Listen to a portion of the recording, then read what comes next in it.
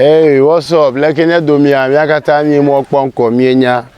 You don't know Stonebwoy, Everlove TV. Ya lem kuranwe. All right. Beep. Vedi kadi ka to wi banyi banolo. Na chi makuno che enyalehu. Nyento plan me da jemele me uche e gazunya.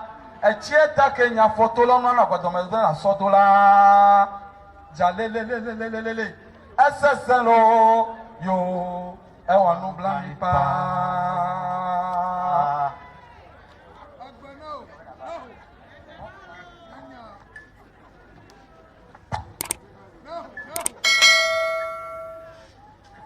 No way, wame. Gake de vemulo, de vemulo, de vemuto ape. Melewek bola. Yeto menyewe melewek bola, yaule wanyela. Yeto unye mewe melewek bola, yaule wanyela. Yeto menyewe le nutumula jame. Yeto unye mewe le nuwamula jame. Atiopa la de pome. Atiopa la de pome. Atiopa la de pomza. Kaka dibato ya tereji nyepa. Adibato ya tereji nye unto. Ya melewek bola, yaule wanyela. Atiopa la de pome. Atiopa la de pome. Atiopa la de pomza. Kaka dibato ya tereji nyepa. Adibato ya tereji nye unto. Ya melewek bola, yaule wanyela.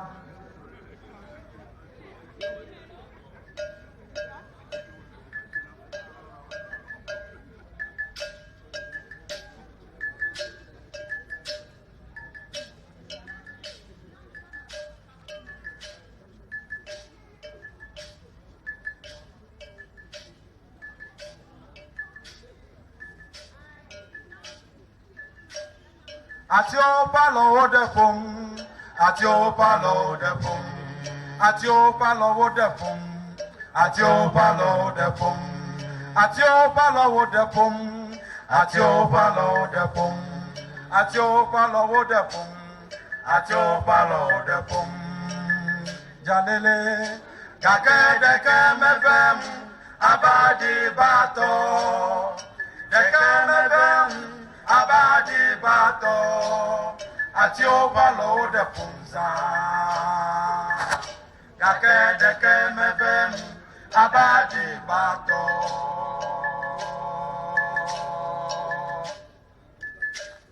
Atiopa lo de pum, Atiopa lo de pum, Atiopa lo de pum, Atiopa lo de pum, Atiopa lo de pum, Atiopa lo de pum.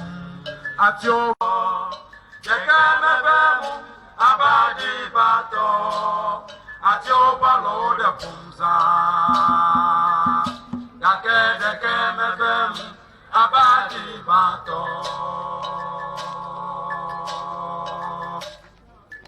Agbefue wa mwela, ya mezu ya hawe. Ekbengi atu mwela, ya mezu ya hawe. Melela podiche, mele modenu lolo, melela bebede, mele podenu abe. Agbefue wa mwela, ya mezu ya hawe.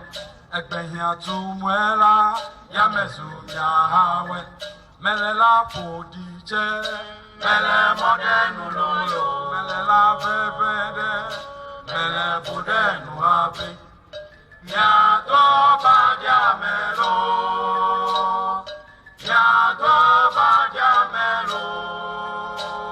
asimasi wo biche yala lo medele munye, eseselo, jalele, ewa no blami. Nyato badiamelo,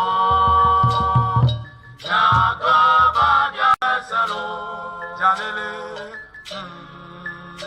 ewa no blami. Emede me ya chomo mi wanide. Mede me ya chomo mi wanide.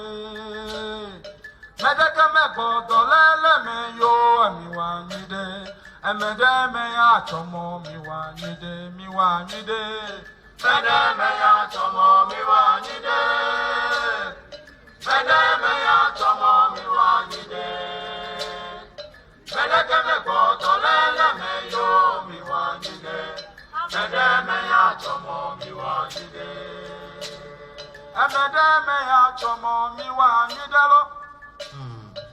me ya chomo mi wanyide. Medeke me boto lele me yo mi wanyide. Mede me ya chomo mi wanyide, mi wanyide. Mede me ya chomo mi wanyide. Mede me ya chomo mi wanyide. Medeke me boto lele me yo mi wanyide. Mede me ya chomo mi wanyide. Miga komo yo, miga jumulo, miga komulo yo, miga jumulo. Ame me jodo, jalele. Ame me jodo abe. Ame me jodo. Oh, ame me jodo abe. Jalele, jagbe sanye wa mela. Leja me nyeme kwa me o. Mela foko do me chama. Jalele, jagbe sanye wa mela. Leja me nyeme kwa me o. Mela foko do me chama. Ame me jodo. Jalele, ame me jodo ape. Ame me jodo. Oh, ame me jodo ape. Jalele, jagbe sanye wa mela. Leja me nyeme kwa me o. Mela poko to me chama. Jalele, jagbe sanye wa mela. Leja me nyeme kwa me o. Mela poko to me chama. Emi ebe ma umele o. Emi ebe ma umele o. Emi ebe ma umele o. Mi egbe me la do amegbale. Egbe me la do amegbala. Mi egbe me la do amegbale. Mi egbe me la do amegbale. Mi egbe me la do amegbale. Emi play dokita ono kweda. Mi egbe me la do amegbale. Emi egbe me la do amegbala. Mi egbe me la jalele. Ebe ma umele o. Emi ebe ma umele o. Emi ebe ma umele o. Mi egbe me la do amegbale. Egbe me la do amegbala. Mi egbe me la do amegbale. Emi egbe me la do amegbale. Mi egbe me la do amegbale. Emi play dokita ono kweda. Mi egbe me la jalele. Ebe ma umele o. Emi ebe ma umele o. Emi ebe ma umele o. Mi egbe me la do amegbale. Ekojengo elebuta biasa. Ekojengo. Ekojengo elebuta biase. Ekojengo. Wole chinawe. Egba megbe sese. Wole chinawe. Egba damu koko. Abito abivye. Ekojengo chonagawe. Ekojengo elebuta biase. Ekojengo. Ekojengo elebuta biase. Ekojengo.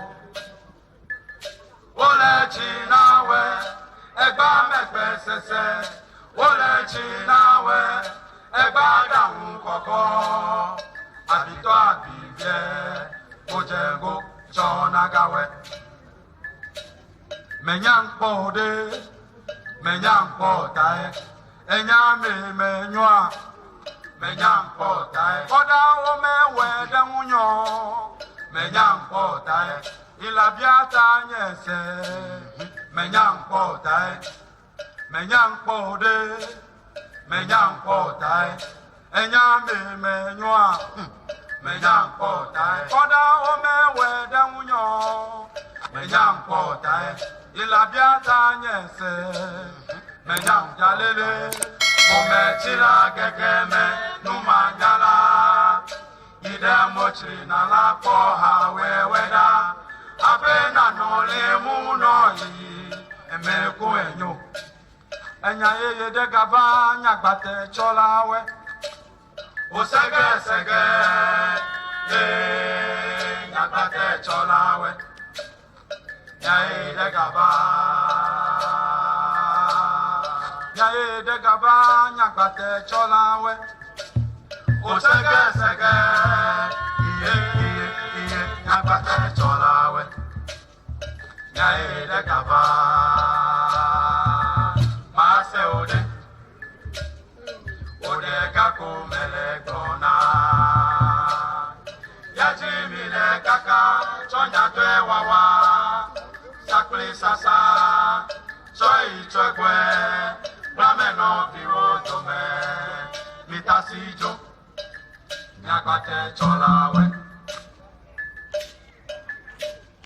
kokolo no media simejro neme ya sra dole wolo enude wo kudo kokolo no wasime dede nyaga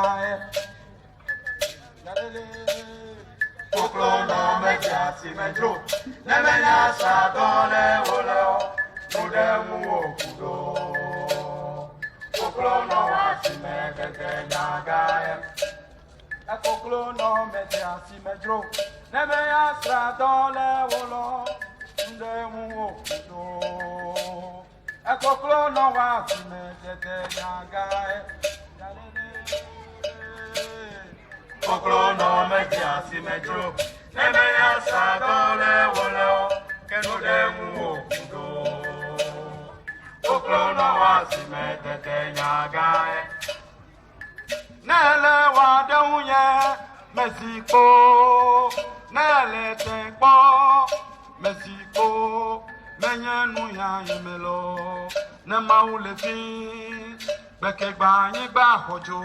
Afolanya jalele nele wa deunye Mexico nele tenkpo Mexico emenye nunya yemelo ne maule fi beke gbanyi gba kojo afolanya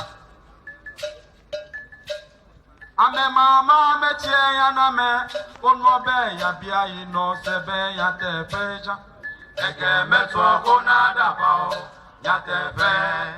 Ege metu ọkụ na-adaba o, ya tebe. Ame mama mechie ya na me, unobe ya bịa ino sebe ya tebe. Ame mama mechie ya na me, unobe ya bịa ino sebe ya tebe. Ege metu ọkụ na-adaba o, ya tebe. Ege metu ọkụ na-adaba o, ya tebe. Ame mama mechie ya na me, unobe ya bịa ino sebe ya tebeza. Nele no fenwe, no fevo ne no ameyo, agbe adaun me onu edalu. Yata wobe agbe daun, nunya la penya, epo mechi la fe baba. Jalele, nele no fenwe, no fevo ne no ameyo, agbe adaun me onu edalu. Yata wobe agbe daun, nunya la penya, epo mechi la fe baba. Nele no fenwe, no fevo ne no ameyo, agbe adaun me onu edalu. Yata wobe agbe daun, nunya la penya, epo mechi la fe baba. Jalele, nele no fenwe, no fevo ne no ameyo, agbe adaun me onu edalu. Yata wobe agbe daun, nunya la penya, omechila ofe baba. Nedeme ya bele wano, neme wa konta nide. Nedeme ya bele wano, neme wa konta nide. Nedeme ya bele wano, neme wa konta nide. Nedeme ya bele wano, neme wa konta jalele. Metre jojo ne buga, onu ya wame. Metre jojo ne buga, onu ya wame, nu ya wame, nu ya wame. Diwo me na fodede. Metre jojo ne buga, onu ya wame. Metre jojo ne buga, onu ya wame, nu ya wame, nu ya wame. Diwo me ya fodede. Abe onya, ebe titime,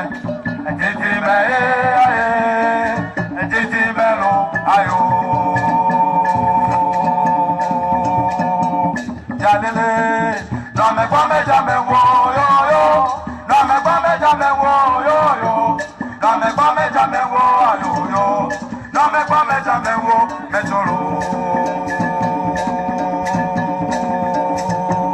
jalele no me come jamais wo yo yo no me come jamais wo yo yo no me come jamais wo yo yo no me come jamais wo yo yo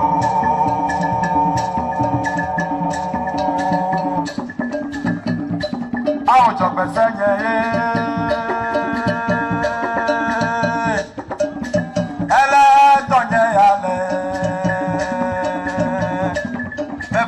no me chevi e to la sie ka ke to mele na mo e no la sie ka ke no mele unyo onlo bebe e chi bublu cheche jo ape e gbede ka wa banya wa e fe godo e ko eye aba wa ni gbede ka jalele a o to gbe seye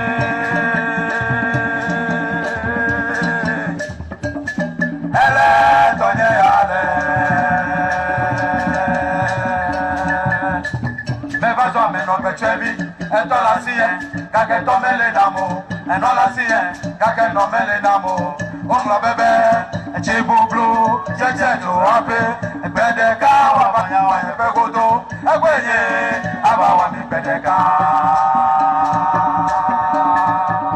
dalele no me kwa me jabe wo yo yo no me kwa me jabe wo yo yo no me kwa me jabe wo yo yo no me kwa me jabe wo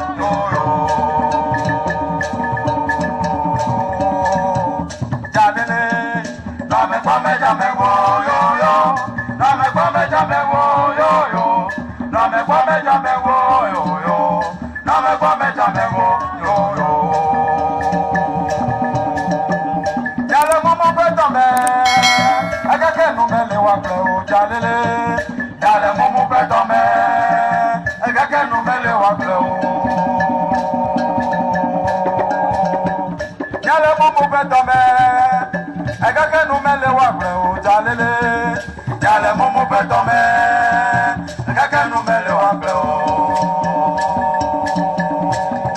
Na okenu, na okenu. Yale mumu petome, kaka no mele wa pleo. Na okenu, na okenu. Yale mumu petome. Kenu mele wa gleo ne chokwe senye damde bubu no penye wo la igbachi anye ne anye cho la igbachi fiachola wo bebonu dalele ne chokwe senye damde bubu no penye wo la igbachi anye ne anye cho la igbachi fiachola wo bebonu dalele ne chokwe senye damde bubu no penye wo la igbachi anye ne anye cho la igbachi fiachola wo bebonu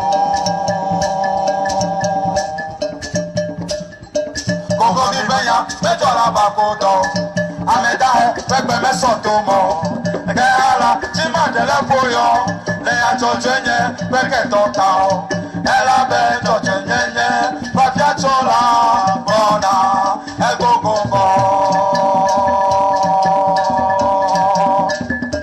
koko ni beya mejola bakodo ameda pepe mesoto mo ke ala ti ma dele foyo le ajojenye peke tota o ela be jojenye ba fiachola bona egogogo ne chokwesenye damde bubu no penyewo la igbachi aye ne aye cho la igbachi fiachola wo bebonu